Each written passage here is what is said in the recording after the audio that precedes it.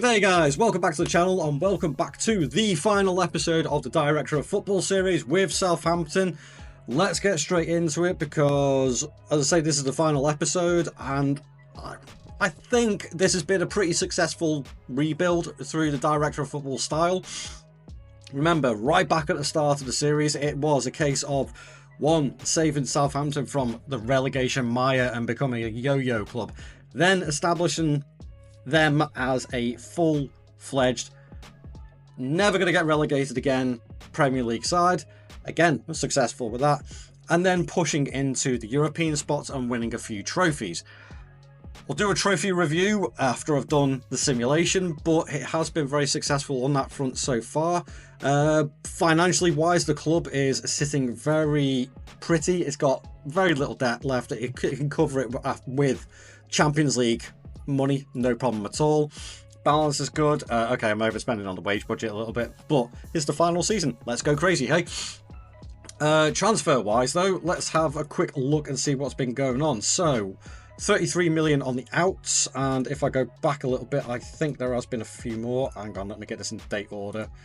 Yep. So João Gomez, Sofiane and Vinciguerra have both gone. A few other smaller players that never played for us, including Chris Rigg. He's gone to Leeds. Well, he went in the January window for 6 million. I had to let him go at the end of the day. I wasn't really playing him and I didn't really use him. Just before the tick over save point, I did bring in a couple of players, as you can see on the 15th and 17th of June. Isaac Fuente for 47.5 million from Liverpool is the most Spanish English name possibly going, but an exceptionally good English as well, which helps with the homegrown quota. Left back, 5-star potential. It's a shame I've only got him in for the last season, but physically nuts for a 20-year-old, and the mentals and the technical attributes are there already. He is a good Sky Bet Championship player, but has a potential to be a top Premier League player. I think we'll see a bit of him already in this first season, so I'm quite happy with that one, and I had the money to spend. Then Faber Sendoya from Brighton is another ball-winning midfielder slash anchor type player.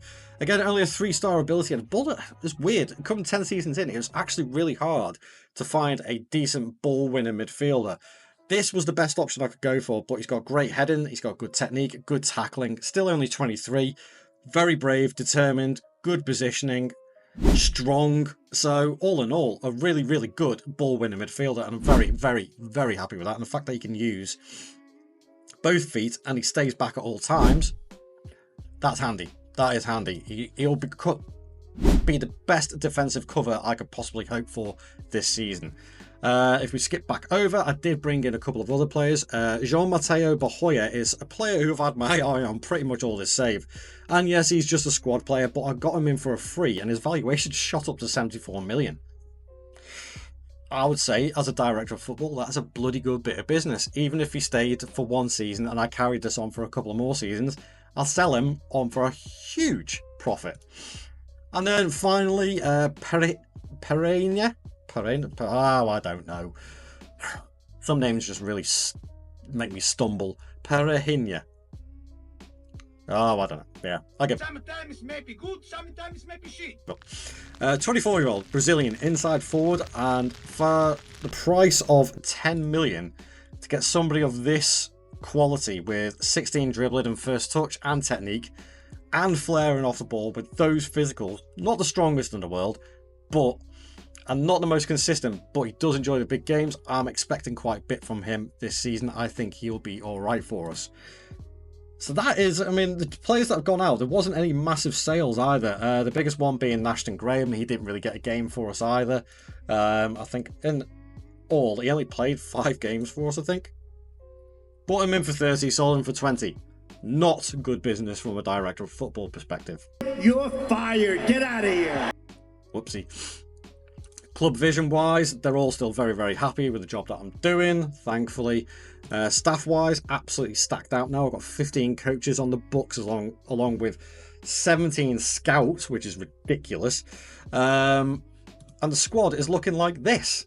So we have Restes, Porter. Restes, by the way, signed a new contract. I got him to sign a new contract again, so we've got a couple of more years with us, and he is just incredible. Look how much he has developed.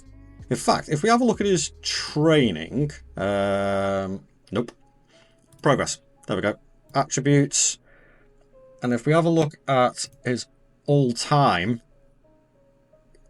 is incredible progress, and he is absolutely phenomenal. He's got green arrows left, right, and centre. I think in the last, from when he was 24. So yeah, his green arrows all around. He's just got better and better, and he is by far one of the best young goalkeepers on this game. Very, very happy. I'm surprised actually more bids haven't come in for him. He is wanted here, and we get that virtually every season. But I think I've had one bid and I rejected it. I can't remember who it was from. I wasn't going to sell it. It was only for like 75 million. He's worth up to 120. I wasn't going to sell him for that. Not when he's this good. Then we have Jack Porter and Wally Yonk as the backups. Yoshihiro Ohata, Akbulit, Konak, Sendoy Doig, Tadeo, Barandian, Zengin, Oscar Cordero, and Fuente as my defenders. Then Vital Deckers, Ayman Kari, Callum Jackson, Juan Ayala, Martin Lufin, Jean Mateo Bahoya, Pereira, Matisse Lombard, Enzo Sternal, Asquith Bancroft, and Carlos Silva. Now, Carlos Silva has hit the ground running this season already. 8 games, 5 goals, 2 assists. And that is why.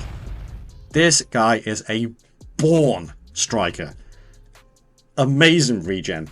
16, 18, and 16 in the most critical points of your technical attributes as a striker, but 16 on the technique as well. Perfect. Anticipation and composure, decisions off the ball, and so incredibly quick, and also enjoys the big matches and is incredibly consistent.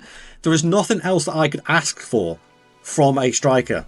This is the perfect striker in my mind, and still only 23 years old, worth up to 140 million. It's a shame it's the final season, because I would like to see more of this guy, because I've only had to use him for 4 seasons, 3 seasons in total, but 22 goals in total that season, 21 last season, and he's got 5 already this season. I'm expecting a 30 plus this season, hopefully. And because he has hit the ground running, our start has been actually really, really good. We've lost the UEFA Super Cup to Chelsea, not bothered about that at all. It's a shame, it was 4-3, but hey ho.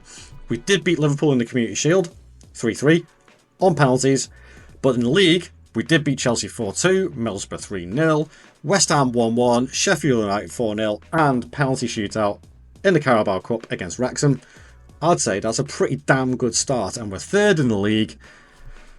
What is going to happen next, I do not know, but let's go and run the highlights and find out, shall we? I'll see you guys in a few seconds. After 10 seasons, we're on the cusp of greatness, but not without its faults.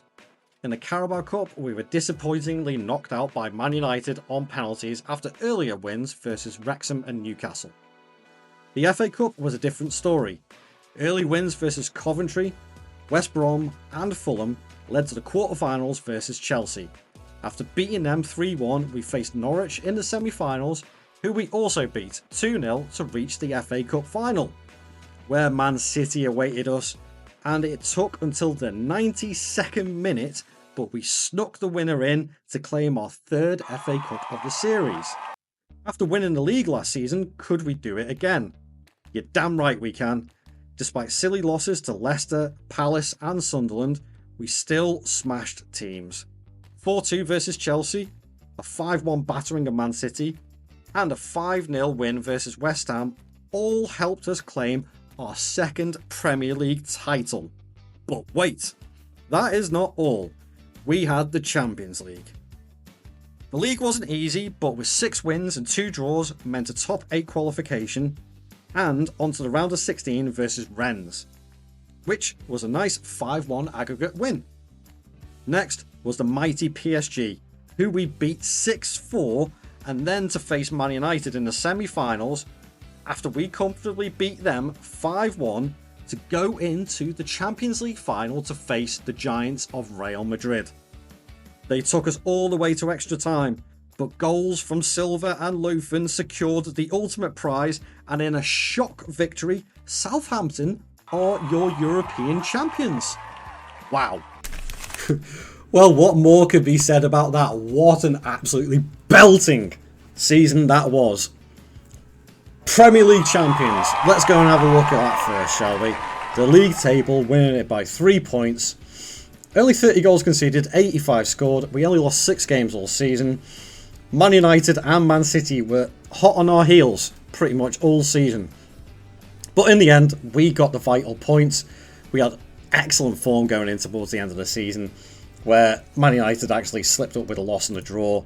We drew and won 4, which meant we are Premier League champions, which also means that is back-to-back titles after being runners-up a few seasons back.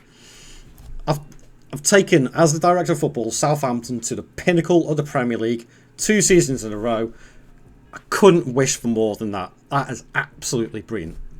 And as I said, I'll do a trophy review at the end of this. And it wasn't just that. Competitions-wise, we won the FA Cup. 2-1 against Man City. Again, one of our season's closest rivals. After beating Norwich, weirdly, in the semi-finals. Quarter-finals was Chelsea. 5th round was Fulham. So we deserved... I wouldn't say we had a tough run in the FA Cup, but we had good opponents, I'd say, is how I'd describe it. We had good opponents, and the final was tough. It's Man City at the end of the day, and they still got a really, really good team. As you can see, they were only 4 points behind us in the league. So to win that and also make that our 3rd FA Cup, and also the first FA Cup in 5 seasons as well. 3 FA Cups to top it off, but that is not all. The best one of them all is this. This was beyond my wildest expectations. I did not have the Champions League in mind at all for these 10 seasons. I didn't think it was going to be possible. But it just goes to show, never, ever, ever doubt yourself on what you're doing. Because it worked, and we beat Real Madrid 2-0 after extra time. Bear in mind, as well, I had a look at this. Real Madrid have won it 1, 2, 3, 4 times in the last 10 seasons. They've been finalists, on the losing side of that, 3 more times as well. So in the 10 seasons, they've been in 7 of those Champions League finals. And little old Southampton beat them. Have that, Madrid. Whew. Club Vision, obviously, they are absolutely ecstatic with me. The board, so obviously I'm doing a great job as the director of football. Also leaving them in, okay, not the best financial shape for some strange reason. Actually, no, I do know why. I don't know if I can find it on here. This is the reason why the debt has gone up so much. The club have decided, in their wisdom, to spend another £61 million on expanding the stadium due to our success, which I'm all for. That is brilliant, because Southampton's reputation now is utterly perfect. We have near enough perfect facilities. Our reputation is amazing. What more can be said? Let's have a quick look at the squad, shall we? So, I wanted a striker to hit 30 goals plus this season. Carlos Silva did do it. But not only that, 15 assists. What a striker he is. Asquith Bancroft, 26 and 6. Enzo Sternal, 19 and 10. Didn't miss a game all season. This lad is immense on this game. You can see from the mental attributes how good and how intelligent he is on the pitch. And he just backs it up with his form. But not only that, I have another super intelligent player, and that is Martin Lofen. 15 goals and 20 assists from this guy, and you can see why again, but he's got the technicals to back up the football intelligence as well, which is where I think it actually makes him just ever so slightly better than Enzo Sternal. Then we have Jean-Mateo Bahoya, who's got, 12 and 11 off 21 starts, 38 appearances off the bench. He didn't miss that much football this season either, but as a free transfer, I cannot complain at that. And then Juan Ayala, the Argentinian whiz kid, flying down that wing, world class, 5-star. What more could be said about that? He's been absolutely immense for us. But I want to give a little special mention to Matisse Lambord, who's unhappy now. He wants to leave for a new challenge now that he's won pretty much everything with the club. He didn't get too many starts this season, but he's still got 8 and 6. And even though he hasn't developed into a glowing attribute nest of a player, he still has developed into a very, very good Premier Division player a very good squad player, and quite frankly, the vast majority of the success that we had in the early days of Southampton was down to him, and I thank him for it. He is a clutch player on this game. I suggest you go out. If you haven't tried him yet, go and get him. And then obviously we have Konak and Dedeo, and it's all of them. All the players have come up trumps. It's been brilliant. It really has been brilliant. But I did say we're going to do a little trophy review, so let's have a look at the profile of mine, and we'll roll down. So first couple of seasons, 15th and 12th, but then 2 FA Cups back-to-back after an 8th and 5th place finish. And then we won the Community Shield after an 8th place finish. Runners-up that season where we won the Europa League, and then we went a couple of seasons without winning anything. Not too happy with that, but it is what it is at the end of the day. But then we won back-to-back Premier League titles with a Europa League on our penultimate season, and then this season we've won 5 trophies. The Premier League, the FA Cup, the Champions League, along with the Community Shield and the South American Club Challenge Cup, whatever you want to call it. 5 trophies, but the big one being the Champions League. Over the moon with that. That is utterly brilliant. I did not expect it in the slightest at all. And there we have it, guys. That is the Director of Football save over and done with. We move on to the next one.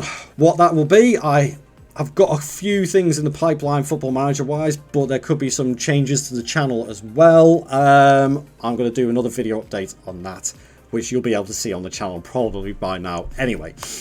So thank you very much, guys, for watching. Don't forget to leave a like and subscribe to the channel if you did enjoy this series. Let me know any suggestions in the comments below, get some interaction going, and I'll see you guys in the next video. Thank you very much for watching. Join me for the next show. Ta-ra.